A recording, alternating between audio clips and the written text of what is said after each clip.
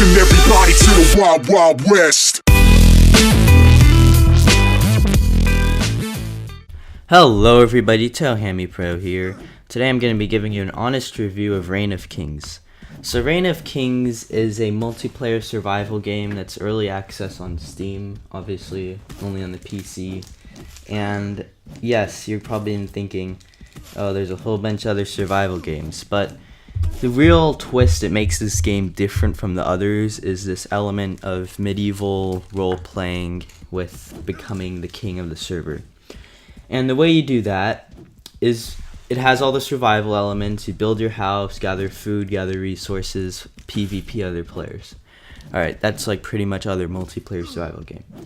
However, there's a king in this little not little, but there's a castle at the end of the map, which is the map takes place on an island with a variety of biomes.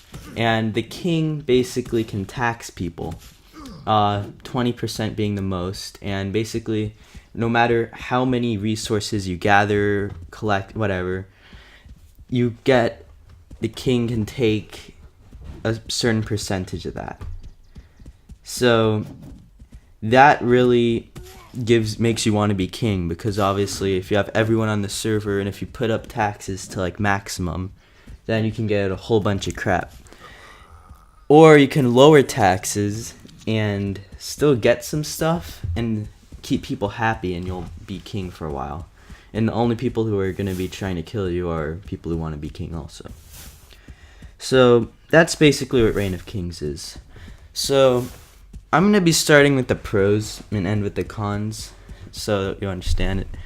So I like the roleplay element in it, because it's not like other survival games where, for example, DayZ, there's not much RP. You have to go on like very specific servers, and really gets old, right?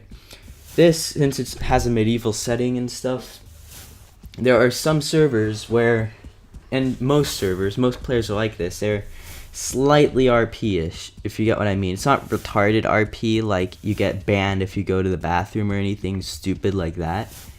But the fun RP, like where, can become a knight, or like, maybe the king will hire you as his bodyguard, things like that.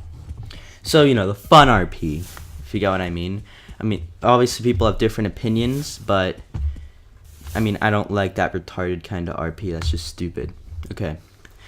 It's fun. Okay? It's not hardcore, oh, you didn't eat for like 20 minutes, you're gonna die, and by the way, you can't get food. Okay?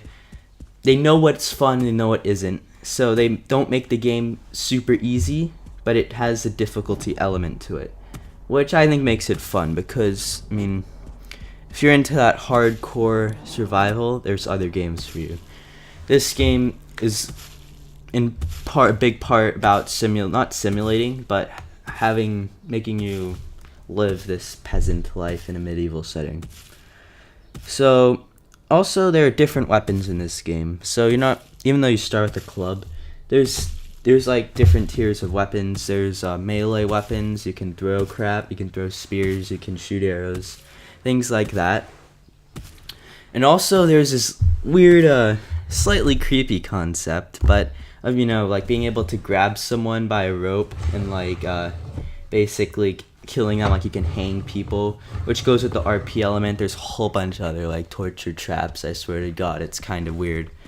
But it adds to that RP element, because like the king, if someone is like betraying him, he can hang him and stuff. Or people have different factions and forts, and they set it, and they can have like a dead guy hang outside just to like intimidate people, show them, hey, don't fuck with us, this is what happens. And that's kind of where I would recommend this to people who like Minecraft factions and stuff, because I'm not saying you'll all like it, but it's similar to that, as in you have your group, you pillage and get a whole bunch of crap, with that added element of becoming king and taxing, and of course the role playing. And finally, I like the art design on the loading screens. They clearly put effort into it. And also the castle. This is good and bad. The castle where the king is, the one that spawns there, you don't build it. It's like a person carved into like a mountain. And I think that looks really cool. Anyway, now to the cons. Bad part about the castle, it's kind of shit to be in. Because it's basically the only place you can really go in is his head. This guy's head. And it's like the worst castle built ever, okay? I'd rather be a homeless king than live in that. The only reason that castle is decent to live in is because of that one bridge you can just block off with a whole bunch of blocks, right? And even then, that's hard to defend if it's just you. And oftentimes, I mean, if you're a loner, you're not going to have a whole bunch of people helping you because, I mean, if you go on some RP servers, people will bow to you and like say, "Oh, I'll help you, my king," crap like that. But let's be honest, most gamers are assholes and they're just gonna kill you. Okay, they're gonna kill you. That's just what's gonna happen. You're not gonna have a circle. Not gonna have the Knights of the Round Table freaking helping you. So you're pretty much fucked if you're all alone. And honestly, it's not as fun. So that's hard to defend. There's freaking holes in the wall. What the hell is that? It looks creepy inside, not like cool creepy. Like the freaking throne looks like it came off of Game of Thrones and it's just like slightly lopsided. It's retarded. Anyway, castle is kind of weird, but it looks cool. But I think it needs improvements. Okay, I think. In part of me thinks they should have just made a normal castle and maybe added that statue inside it or something. I don't know. I'm just saying that's one of the negatives. I don't think this should affect your decision to buy it or not, but I'm just giving you as much information as I can. The island itself is very small. That can be good because it avoids stuff like in DayZ where you're running for like 2 hours and nothing happens. But at the same time, it would be interesting to have more than 30 people on a server, so it's a bigger of a deal to become king with a bigger map, so there's more places to go. Because it's actually pretty hard to find flat land you can build your house on. And finally, this is the one thing I think should affect your decision. It's buggy servers, okay? Official servers, non-official servers.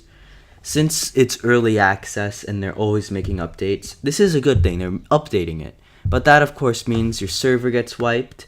Not to mention, on another note, it's just there's crashes on the server, okay? I know it's inevitable, but you have... No matter what, just because it's early access, and I know it's going to happen, if you don't feel like you're going to be willing to beta test it, basically, for them, then you have to know that it's going to be, the servers are going to be very hard to play on. And there are good servers, but most of them are private, or all the good servers are full all the time. Anyway, that's just my opinion on the game. I would recommend it if you're a fan of the medieval or survival genre, but if you aren't and you're thinking of starting a new survival game, I would say wait unless if you have a whole bunch of money to spend, or you feel like trying something new and you're willing with beta testing it. I got the game and I'm happy with it, but I just feel like I should let you guys know because, I mean, it's a really good game and it has a great concept, but you have to know this shit happens. So, yeah. I hope this helped you guys in your decision. I don't do little numbers in my reviews because what does that even mean?